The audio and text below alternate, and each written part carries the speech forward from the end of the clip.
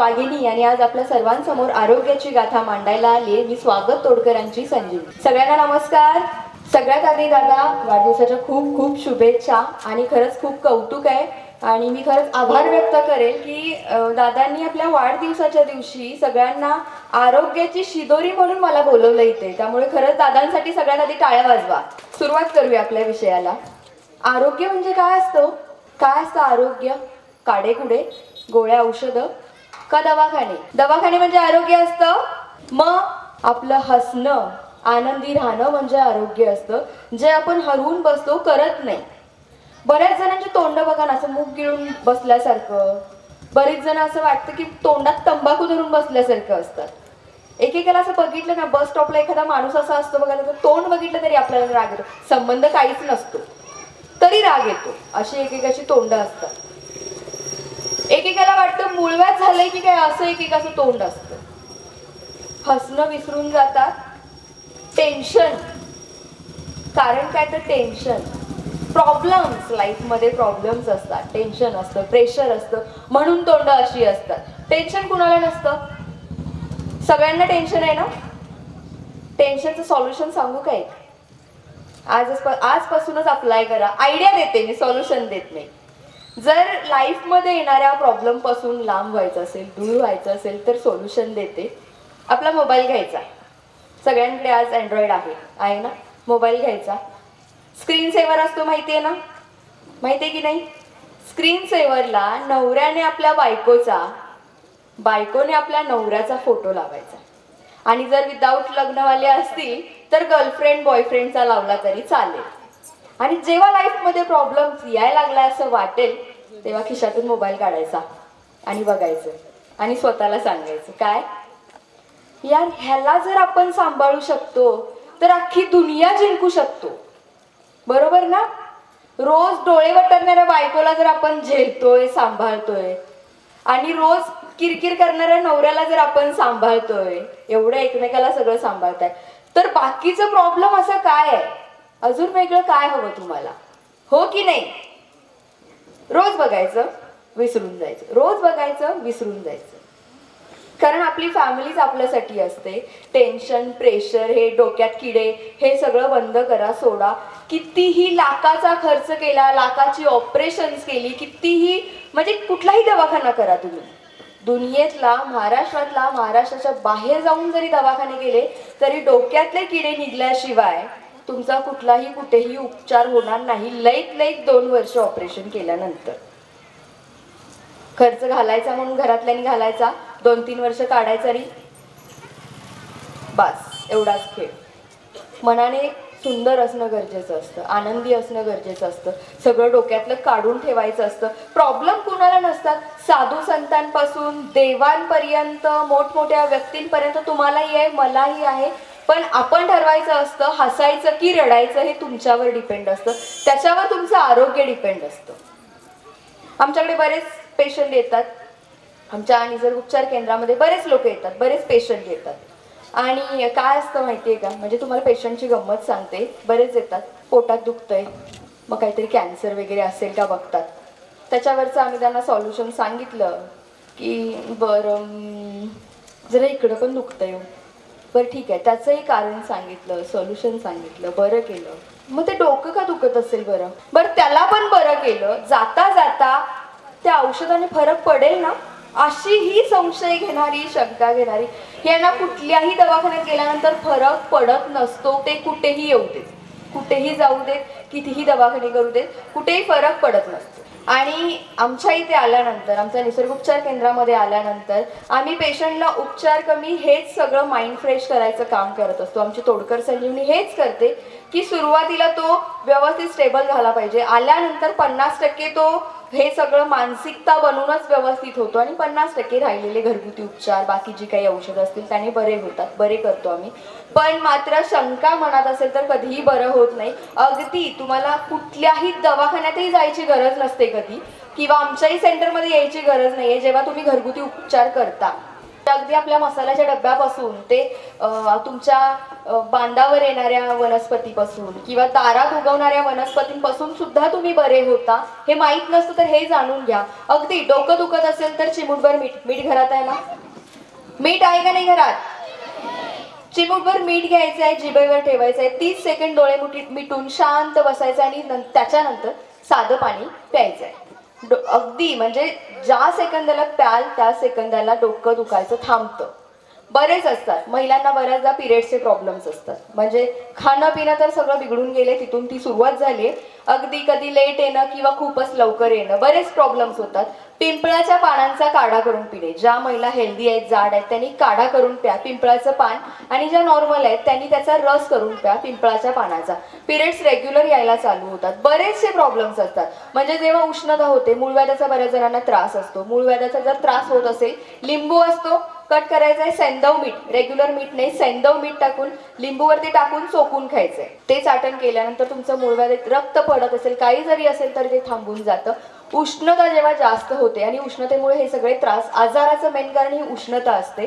तर उष्णता कमी करण्यासाठी बेलाची पानं, बेलाची झाडं बरीच गावात राहतात, आपण सगळे गावात राहतो, तर गावात बेलाची झाडं बरीच असतील. बेलाची पानं घ्यायची आहे, स्वच्छ धुवायचे मिठाच्या पाण्याने, त्याचा रस करून प्यायचा आहे. जाड महिलांनी किंवा जाड पुरुषांनी त्याचा काढा करून प्यायचा आहे. उष्णता कमी होते, नॉर्मल होते, सगळे त्रास उष्णतेचे कमी होऊन जातात.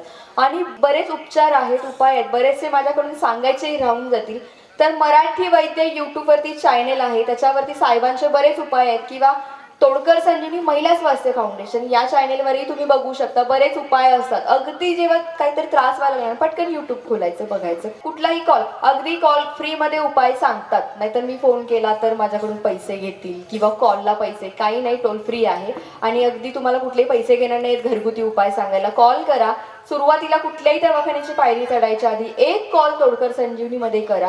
घरातल्या घरी जर बरे होत असेल तर का पैसे घालवायचे, हो ना? घरच्या घरी बरे होतात, घरच्या घरी बरे करता येते तुम्हाला, ते सगळे उपाय करा. आणि तोडकर संजीवनी महिला स्वास्थ्य फाउंडेशनचं नाव निघालेच तर मी तुम्हाला एक 5 मिनिटात सांगते की तोडकर संजीवनी महिला स्वास्थ्य फाउंडेशन ह्याची म्हणजे हे आमचं फाउंडेशन आहे. मी त्याची संस्थापिका अध्यक्ष आहे. आणि पुरुषांना वाटेल आता हे महिलांचं फाउंडेशन आहे, आमचं काय काम, तर असं नाहीये. महिलांचं नाव देण्याचं कारण काय आहे हे सांगते की घरातली एक महिला जेव्हा सुदृढ होते ना, तेव्हा ती संपूर्ण घर सुदृढ करते. नवरा, मुलं, सगळ्यांना. एक महिला सुदृढ, जसं आपण म्हणतो एक महिला शिक्षित तर सगळं 2 घरं शिक्षित होतात, तसं एक महिला जेव्हा सुदृढ असते, घरच नाही तर आजूबाजूच्या. आता मी तुम्हाला डोक्याचा उपाय सांगितलाय. नवऱ्याचं डोकं दुखलं ना, लगेच मिठाची बरणी घेऊन बायको येते. 1 चिमूटभर मीठ, डोळे मिटून शांत, आणि मग साधं पाणी. बाळाचं डोकं दुखलं, मुलाचं दुखलं तरी आई लगेच सांगते. शेजारणीचं दुखलं तरी पण सांगते. पुरुष असं करत नाही.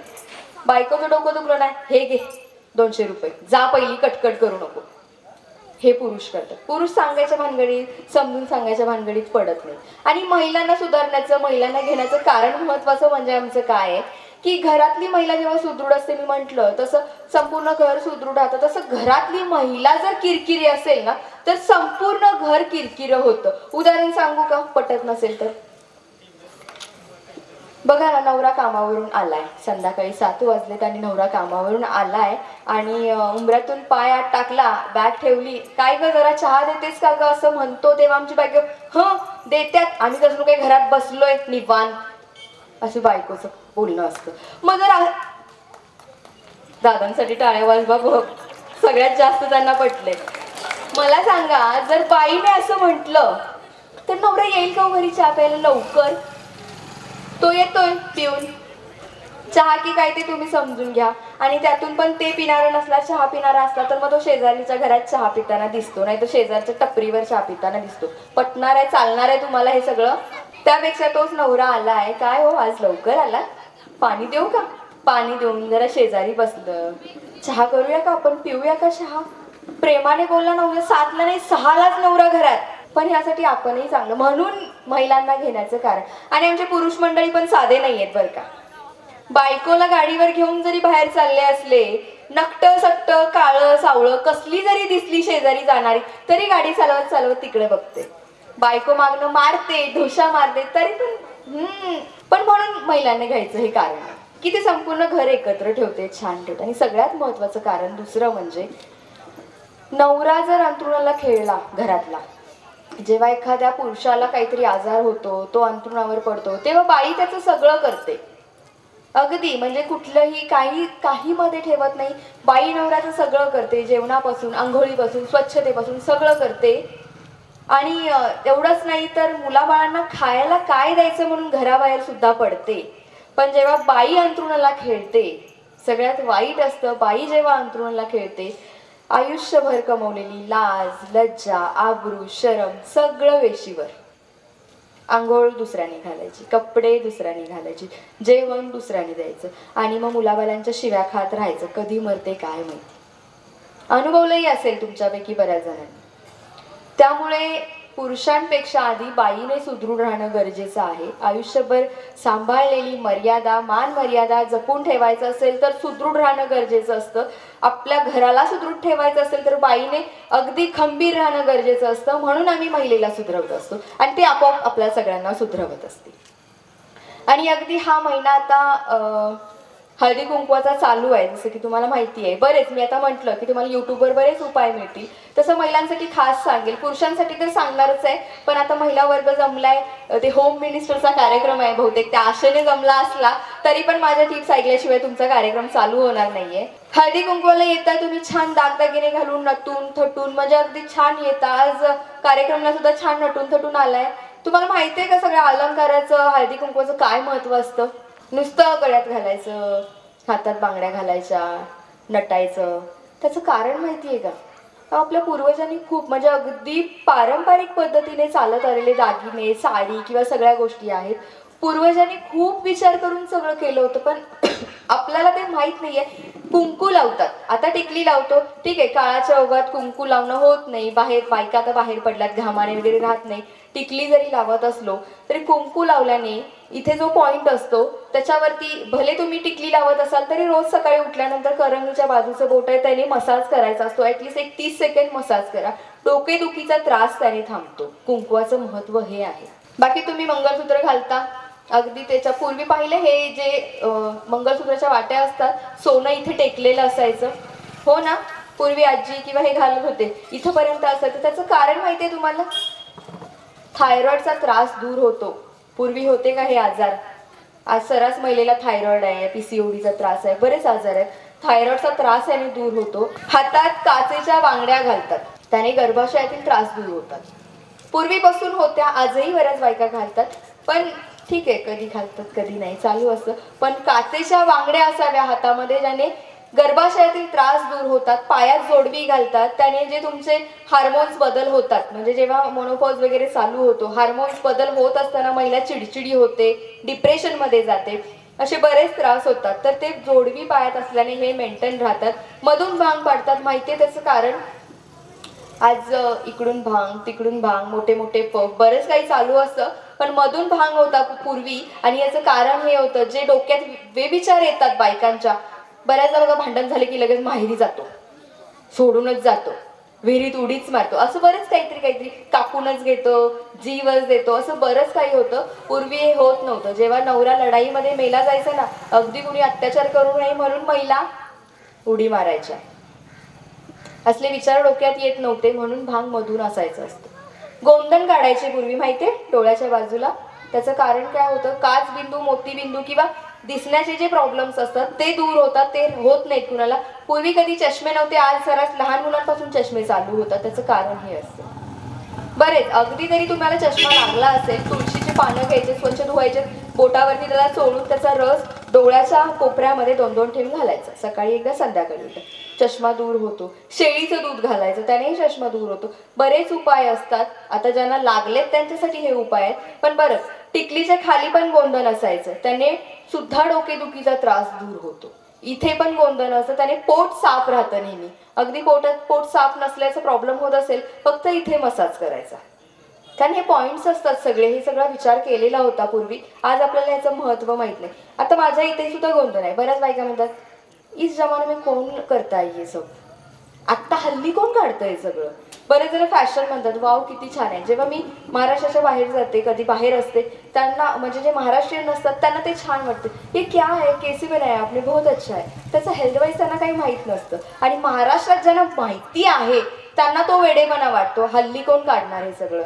मग चष्मे घालून फिरता, डोळ्याची ऑपरेशन करून घेता. त्याच्यापेक्षा चांगलं, मी म्हणत नाही तुम्ही सगळ्यांनी काढा हे सगळं, पण ह्याचं कारण होतं पूर्वी. आज आपण आपली पूर्ण संस्कृती बदलून टाकले आणि ह्याची सुरुवात आपल्या घरापासून होते. मुलं शिकतात.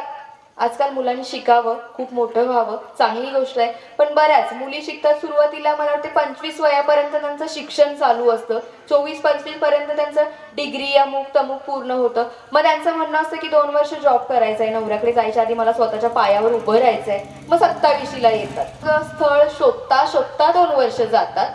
मग 30ला गाठतात. नवरा तेव्हा 35, 33, 34, 35 मधला नवरा मिळतो.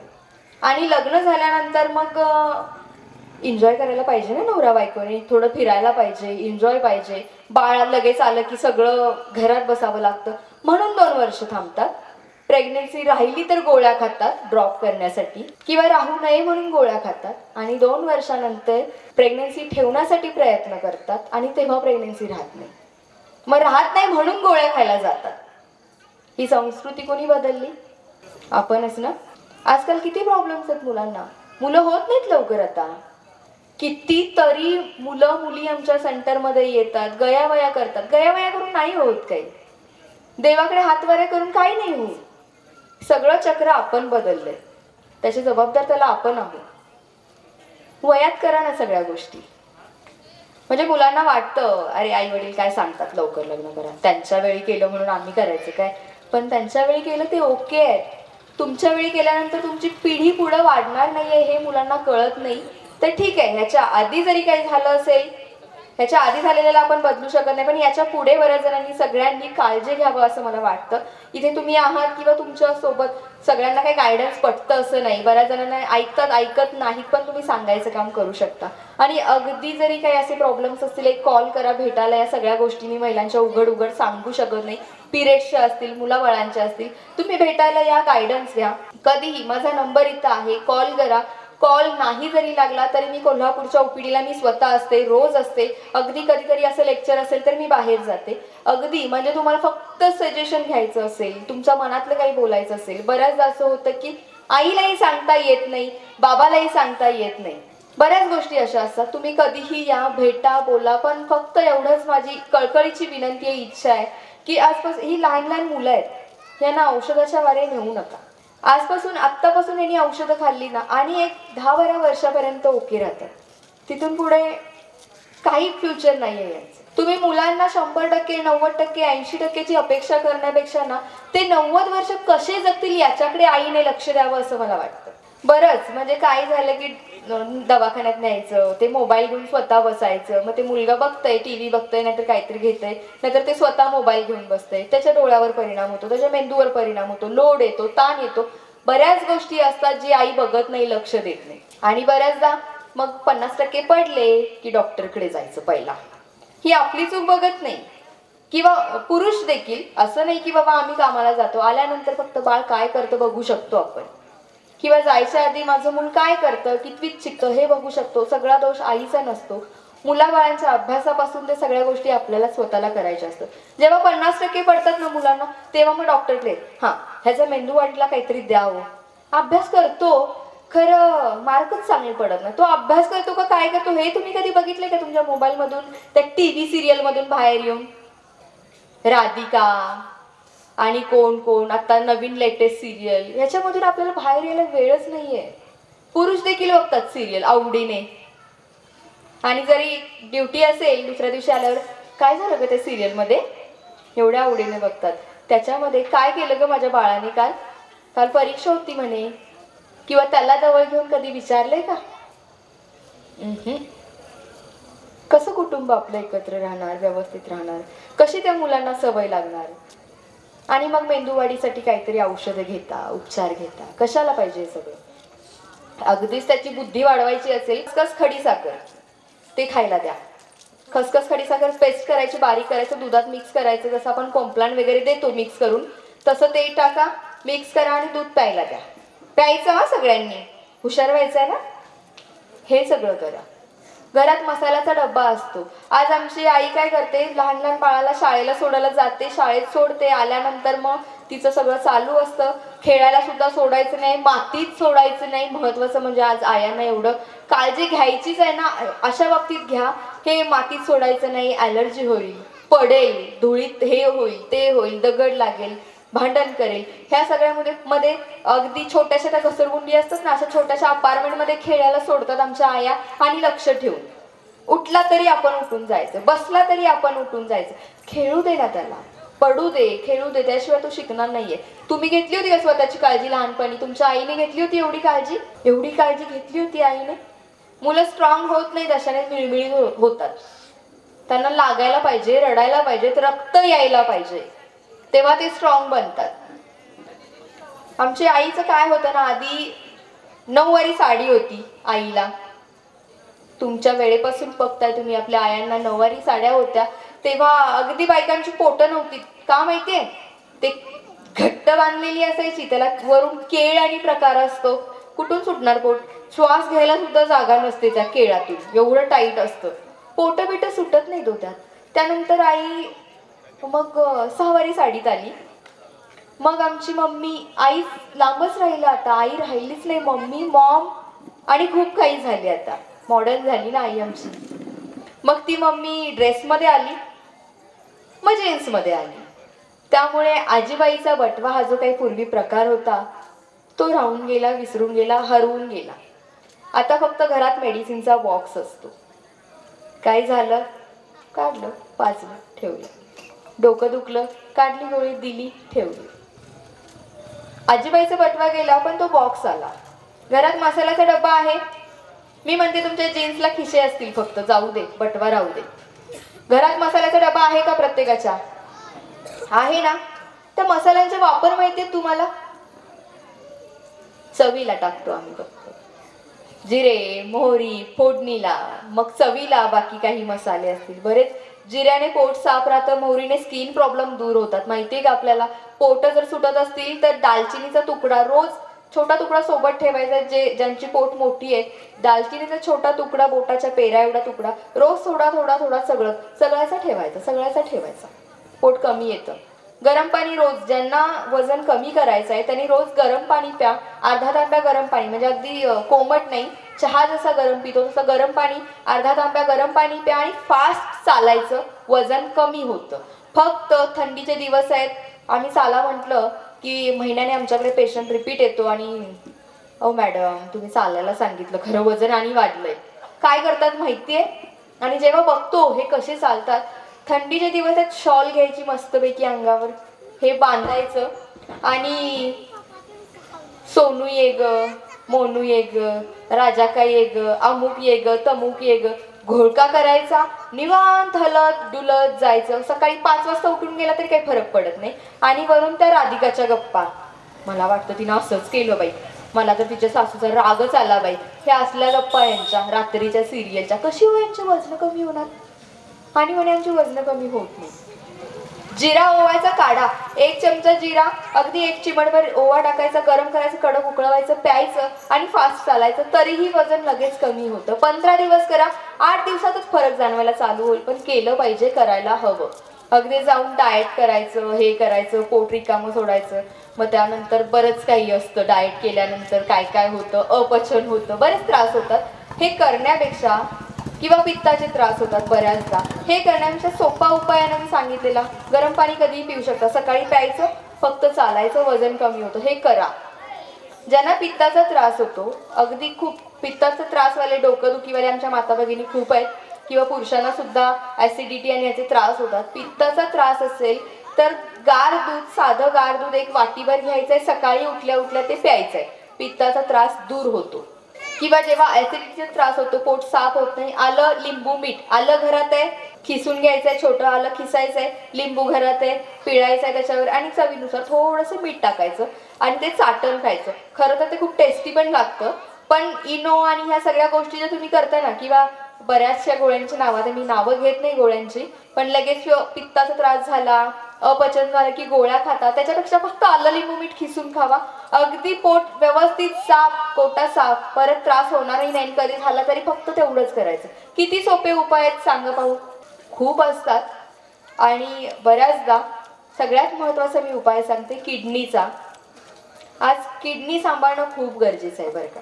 म्हणजे बऱ्याचदा असं काहीतरी वाटलं तर हे खूप मेजर होतं, पण ह्याने घरगुती उपाय सुद्धा याला आहे, आपल्याला माहीत नाहीये. किडनीचा जर काही त्रास असेल, किडनीचा त्रास होऊ नये असं वाटत असेल, एक कांदा घ्यायचा आहे. कांदा घरी आहे, कांदा घ्यायचा आहे, 3 ग्लास पाणी घ्यायचं आहे, त्याच्यात तो टाकायचा, कडक उकळवायचा, त्याचा अर्धा ग्लास करायचा आणि प्यायचं. 21 दिवस फक्त हे करा. किडनी तुम्हाला कुठलाही, इथून पुढे किडनीचा कुठलाही त्रास होणार नाही. किंवा युरिनला जळजळ होत असेल, पेशंटना बरेच डायलिसिस वगैरे चालू असतात बऱ्याच जणांचे, युरिनला जळजळ होणे किंवा त्रास होणे, कोथिंबिरीचा काढा करून प्यायचा आहे किंवा कोथिंबिरीचा रस करून प्यायचा आहे. सगळ्या वस्तू आपल्या घरात आहेत. बरंच कॅन्सर पर्यंत घरगुती उपाय आहेत, कॅन्सर पर्यंत, पण ते आपल्याला माहीत नाहीये. म्हणून आपण हे काहीतरी शोधाशोध करत असतो कुठेतरी. हा डॉक्टर, तो डॉक्टर, त्याचा गुण येणार, इथला डॉक्टर, त्याचा गुण येणार, दुसरा डॉक्टर. काहीच करू नका, घरगुती उपाय करा. निसर्ग आपल्याला खूप काही देत असतो, बहुतेक ते फुकट देतो म्हणून आपल्याला त्याची किंमत नाहीये. निसर्गाने खूप काही दिलंय, पूर्वीच्या ग्रंथांमध्ये खूप काही दिलंय आपल्या आरोग्यासाठी, पण ते आपण करत नाही. ते करायला हवं, वाचायला हवं. वाचायलाही जमत नाही तर आमचं यूट्यूब चॅनेल काढा, त्याच्यात सगळे उपाय आहेत. अगदी छोट्या छोट्या गोष्टींपासूनचे उपाय आहेत, ते करा.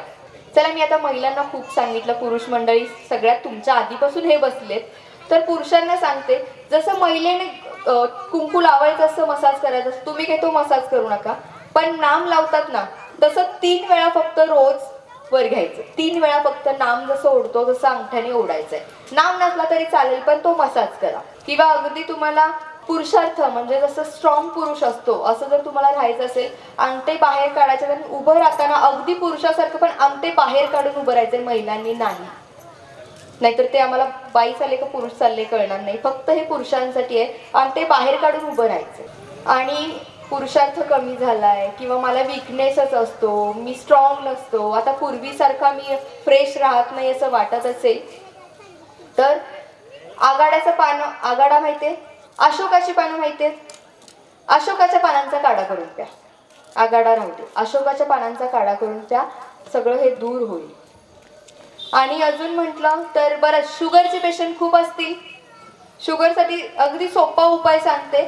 शुगरची गोळ्या, औषधं हळूहळू करून बंद करायची असतील. टोमॅटो घ्यायचा आहे, मधून कट करायचा आहे, बोटाने त्याच्या बिया काढायच्या आहेत, तवा घ्यायचा आहे, तवा चालू करा बरं काय गॅस, तव्यावरती तो टोमॅटो फक्त थोडासा शेकायचा, अगदी फार करपून काढू नका, फक्त थोडासा कोमट करा, शेका. आणि सकाळी 1 टोमॅटो, संध्याकाळी 1 टोमॅटो. शुगरचा कुठलाही त्रास होणार नाही, शुगर कंट्रोल राहते, लेवलला राहते. हे करा. बीपीचा त्रास असेल, फक्त रोज 1 कच्ची पाकळी, लसूण पाकळी जी असते कच्ची, जेवणातली नव्हे, कच्ची लसूण पाकळी फक्त चावून खायची, बास. नाहीतर शुगर, बीपी जेव्हा लागते आयुष्याला, तिथून जे मरेपर्यंत गोळ्या असतात, त्याच्यातून बाहेर यायचं असेल तर हे सोपे उपाय आहेत, हे करा. आणि अगदी काही वाटलं कसं करू, काय करू, एक फोन करा, बोलल्यानंतर बरं होत आहे. म्हणजे ती मानसिकता तयार व्हावी लागते काही जणांना, सोडल्यानंतर कसं करू असं वाटत असतं. त्यामुळे हे खूप छोटे छोटे घरगुती उपाय आहेत. आणि याच्याहूनही महत्त्वाचं जाता जाता सांगते, मला माहिती आहे तुमचा होम मिनिस्टरचा कार्यक्रम थांबलाय, अगदी खूप गरजेचा महत्त्वाचा महिलांसाठीचा विषय आहे. आणि महिलांसाठी आहे म्हणून पुरुषांनी ऐकू नये असं नाही. आपली आई, बहीण, मुलगी, बायको सगळं त्याच्यामध्ये असतं. बऱ्याच महिलांना PCODचे, पिरियड्सचे त्रास असतात, प्रॉब्लेम्स असतात.